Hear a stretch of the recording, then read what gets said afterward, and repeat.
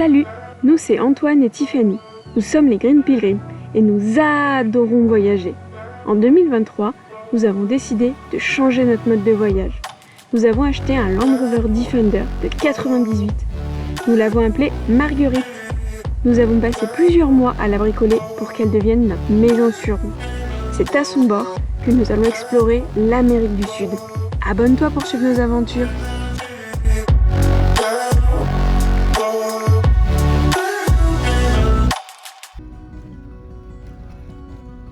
Là, la route a disparu et maintenant c'est une piste. Et devant nous, il y a un camion, donc du coup, il soulève énormément de poussière.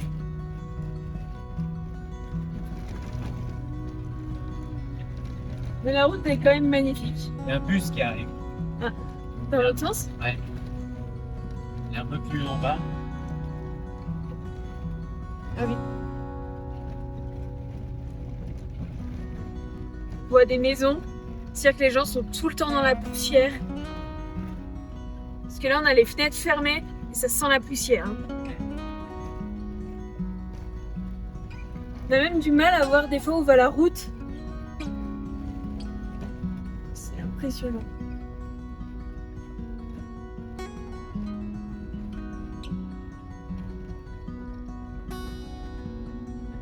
Bon, on n'avait toujours pas lavé Marguerite, finalement, heureusement, parce qu'elle se reprend encore la poussière. Mais il va vraiment falloir qu'on y passe. Par contre, là, c'est hyper étroit. Je crois qu'on va croiser le bus là. On va croiser le bus et il y a un camion devant. T'es au bon endroit. Mais par contre, le bus, Non, calme-toi, ça calme-toi, calme-toi, calme-toi. Ça va pas. Le bus s'arrêtait vraiment pas, il nous a quand même foncé dessus. Hein. Voilà. Beaucoup nous avaient dit cette route est magnifique, mais c'est vrai qu'elle est un petit peu dangereuse parce qu'elle est très étroite. Je vais vous montrer, elle est à flanc de falaise. Il n'y a aucune glissière de sécurité, Là, il n'y a qu'une voie. aucun panneau. Et là, ouais, il n'y a vraiment qu'un véhicule qui peut passer. Ouais. Alors moi qui ai un petit peu le vertige, je vous dis que je tiens ma ceinture très fort. Hein. Je retiens mon souffle, on va dire.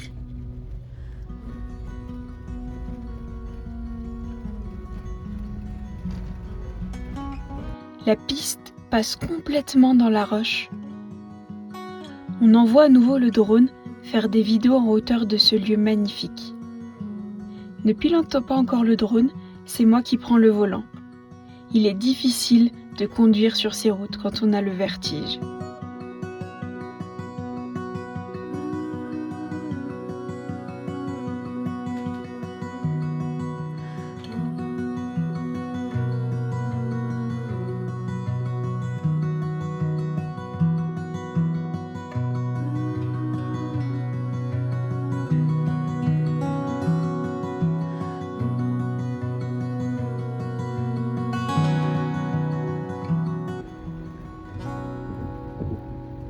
Alors des moments on passe vraiment à flanc de falaise, comme là.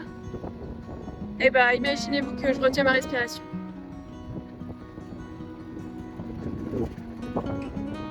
Il y a un camion jaune qui est en train de monter.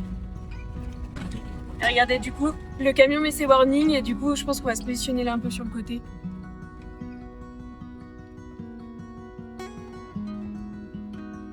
Donc voilà la vue. C'est plutôt pas mal. On se positionne sur le côté, on met les warnings et comme ça le véhicule peut passer.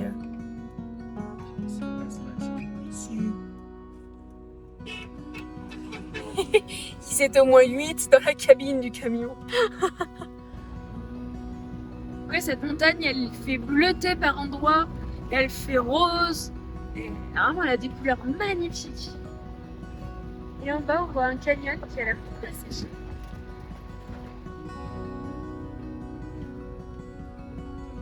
On a changé de versant de montagne et du coup c'est Antoine qui est à flanc de falaise maintenant.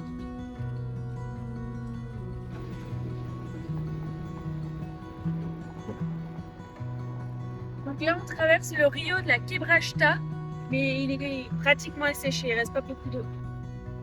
Et là c'est très vert, c'est rigolo, ça fait oasis un peu.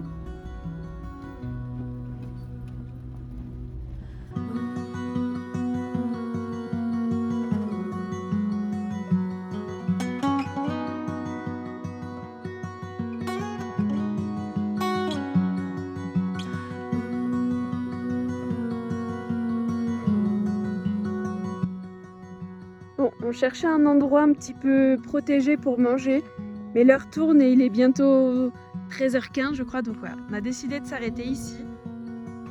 On est vraiment au bord de la route, dans le canyon. On va manger vite fait quelque chose et après on reprendra la route pour trouver un endroit pour dormir. Mais c'est vrai que ouais, il y a peu de bas-côtés, il y a beaucoup de poussière, donc c'est pas l'idéal. Mais bon, on a une vue, je vais zoomer un petit peu, vous allez voir. La falaise en face, elle a plein de couleurs, qui va du violet au rose au plus foncé. C'est magnifique, toutes ces couleurs.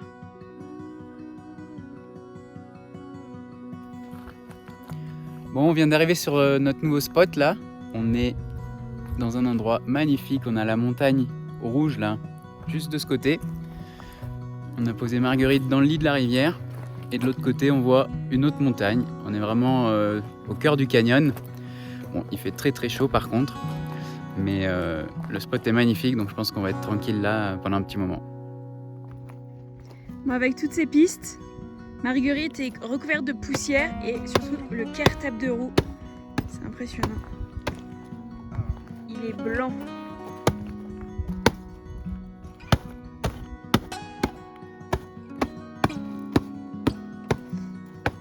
Merci Antoine d'avoir sacrifié ta main. Plus la main. Il y en a encore. J'ai l'impression que t'en remets un peu au fur et à mesure aussi quand même.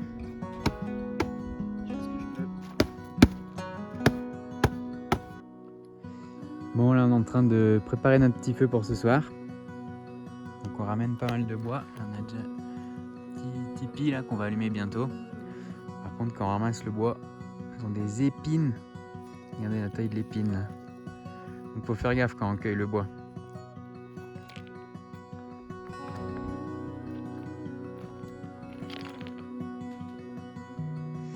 Et voilà, Antoine lance notre petit feu dans ce magnifique canyon. On pensait pas du tout s'arrêter ici, on savait pas trop à la base où est-ce qu'on allait. Parce que la piste elle était poussiéreuse à souhait, on peut dire. Et du coup on a trouvé un petit chemin qui part du coup sur une autre traversée, je pense, de la montagne. On est tranquille. On est là depuis 3-4 heures et il y a peut-être une moto qui est passée. Donc voilà. Donc, on a la montagne pour nous. En tout cas le nid de la rivière pour nous. On fait le feu pour faire cuire nos chorizo qu'on a achetés au marché de Tarija. Et puis ça va nous réchauffer parce que mine de rien, il faisait très chaud quand on est arrivé dans le canyon. Et là, la température a quand même bien baissé. Hein.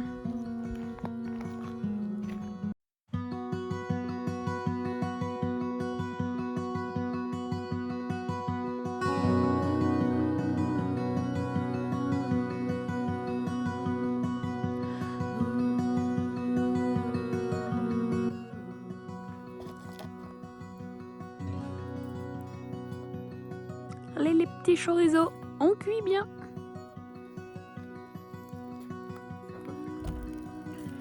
On a notre partie où on continue le feu pour nous tenir chaud. Et dès qu'il y a des braises, je les passe sous les petits chorizo là. Et donc ils sont en train de cuire tranquillement. Ce soir on va se régaler. Allez, petite verveine de soucieux. Plein canyon en Bolivie. Merci la famille Rousier.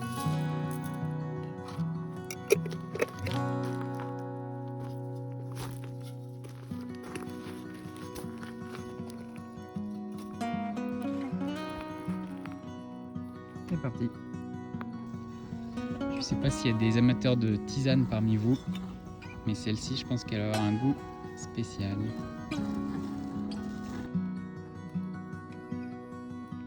Santé. Santé.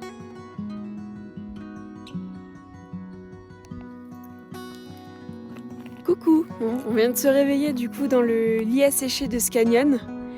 Il a fait très très froid cette nuit. On avait monté du coup les duvets zéro dans la tente. Antoine a voulu prendre les plaids au cas où, mais c'est vrai que moi je m'étais dit il n'y aura pas besoin, je pense qu'il devrait faire 10 degrés. En fait on pense qu'il a fait peut-être 1 ou 2 degrés, parce que vraiment on a vraiment caillé. Là encore, pourtant il est 8h30, donc Antoine a lancé un petit feu pour nous réchauffer, parce que vraiment il fait très très froid. C'est la première fois où le ciel est un peu couvert. D'habitude, on a dès le matin du ciel bleu. Dès 7h, le soleil il chauffe. Et là, pas du tout. Donc voilà, on lance un petit feu dès le matin, c'est notre première. Le spot est magnifique, parce que là, du coup, il y a des jolies montagnes derrière. Mais hop, si je me retourne de l'autre côté, il y en a aussi. Elles sont colorées. On voit là, du coup, en rouge, rose. Voilà. Le lieu est vraiment magnifique. Mais c'est vrai que il a fait très très froid et il le fait toujours. Avec les montagnes, c'est magnifique. Se réchauffe auprès du feu. C'est vrai qu'avoir froid comme ça pour dormir, c'est... Oh. Surtout qu'on a des duvets zéro, donc ils sont confort à zéro, ils vont jusqu'à moins 10 degrés je crois, peut-être même plus. Donc vraiment c'est pas... Vu qu'on n'a pas de thermomètre, on a juste vu ce qu'annonçait la météo, mais bon vu qu'on est dans le lit d'une rivière au fin fond d'un canyon, je sais pas si la météo est bien bonne pour nous.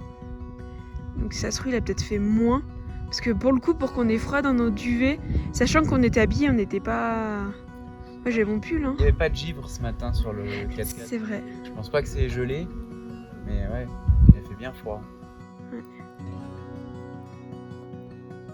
On a branché Starlink, on a regardé la météo, et en fait cette nuit il a fait 0 degré vers 3h du matin, donc c'est ça en fait qui nous a réveillés, qui faisait qu'on avait quand même assez froid. Donc effectivement la température elle descend bien, là cette nuit ils annoncent -1, donc je pense qu'on va ranger la tente, dormir dans Marguerite, on sera un peu plus au chaud. Donc ouais, effectivement ce canyon est un peu plus frais que celui où on était il y a quelques jours. Pourtant on a la même altitude, donc c'est pour ça qu'on pensait que c'était bon. Quand on est arrivé, il y avait un grand soleil, il faisait quand même très chaud. Mais c'est vrai que la température est assez vite descendue. Et là, il est 10h30, il fait encore 5 degrés. Donc c'est vrai que ça explique du coup notre fraîcheur. Bon, Tiffany est partie à l'aventure. Elle est en train d'explorer le canyon, donc elle va grimper là-haut pour essayer de voir si elle peut voir sur le versant opposé. Et ça a l'air assez abrupt, donc j'espère qu'elle va pas tomber.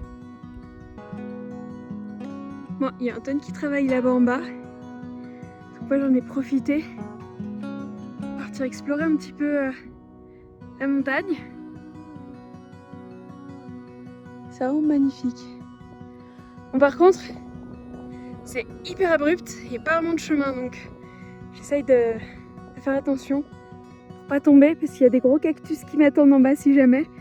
Faut faire attention. Mais là on voit bien, du coup on est dans le nid d'une rivière. La route elle passe juste un petit peu au-dessus. Mais c'est calme, il n'y a pas de bruit, il n'y a personne.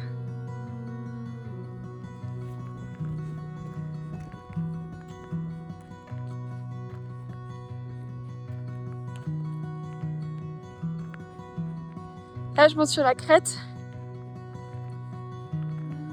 La roche elle fait toute fusée. Ça fait tout des tout petits cailloux. Comme un peu un millefeuille. Voilà. Et là on voit que le chemin qu'on a pris ici il rejoint après la route principale en bas. Voilà. Là où nous sommes. Allez, je continue à grimper. Alors, je sais pas si vous voyez, il y a de la fumée en face. En fait, c'est la route. Il y a des poids lourds qui sont en train de descendre. J'ai vu 2 gros camions. Et en fait, ça lève de la poussière à chaque fois. Alors, si je zoome un petit peu, il y en a un qui est en train de descendre. Et un autre qui contourne la montagne qui arrive. Donc ouais, à chaque fois, ça soulève de la poussière. Donc nous, ça va, on est quand même un petit peu plus loin. Donc on voit la poussière se lever, mais elle vient pas jusqu'à nous. Heureusement, parce que je pense qu'on serait pas resté. On n'en peut plus, toute cette poussière de partout. Et là, on les voit arriver, les camions. Donc oui, ils tracent. Et puis c'est vrai que derrière, c'est de la poussière. Alors hier, on était quand même content d'être derrière les camions parce que c'est vrai que vu qu'ils ont l'habitude de la route, ils connaissent un petit peu les endroits où on peut s'arrêter si jamais il y a besoin de croiser. Donc c'est vrai que c'était plutôt pas mal, mais on mangeait de la poussière du coup. Hein. Vous voyez un peu tout ce que ça soulève quand ils passent. C'est impressionnant. Ouais, ils ont une allure quand même plutôt rapide. Hein. Nous, on n'était pas du tout à cette allure-là.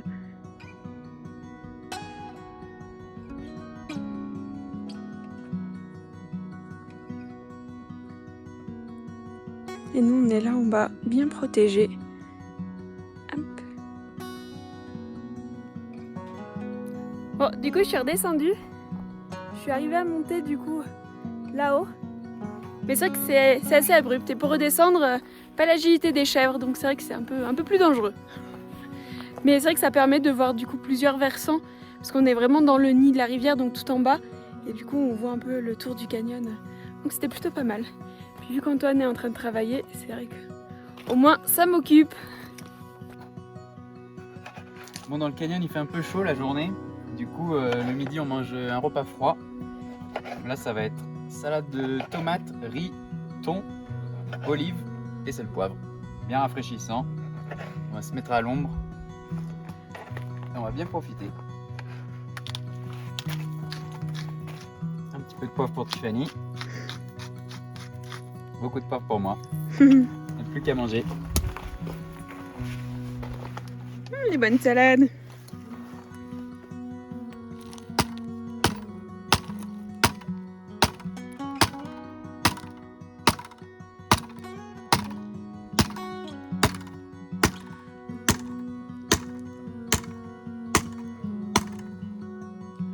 Bon, à chaque fois qu'on fait un feu, on doit aller chercher du bois. Donc là aujourd'hui, on a passé une petite heure. On est allé chercher du bois de partout. Et du coup, on a nos réserves pour les feux à venir ce soir, demain, après-demain, si jamais on reste plus longtemps.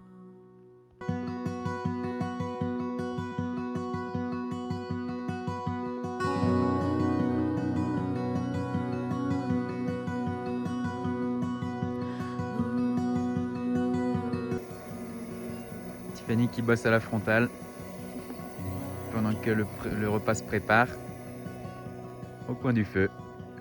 La belle vie. Bon, cette nuit, j'ai entendu des rugissements, enfin des grognements près de la porte arrière du Defender. Et donc on sait pas trop ce que c'est. Là, ce matin, en se levant, on voit que dans notre feu de camp, il y a plein de traces de pas, des grosses traces de pas. C'est pas assez distinct pour qu'on arrive à déterminer si c'est un puma ou un chien des montagnes. Donc c'est un peu effrayant. Je pense que maintenant le soir on va faire un peu plus attention. On va démarrer le feu un peu plus tôt et puis on rentrera à l'intérieur, se mettre en sécurité. En parlant avec des locaux, on comprend qu'il y a des pumas dans ce canyon. Les rugissements entendus la veille en étaient probablement un.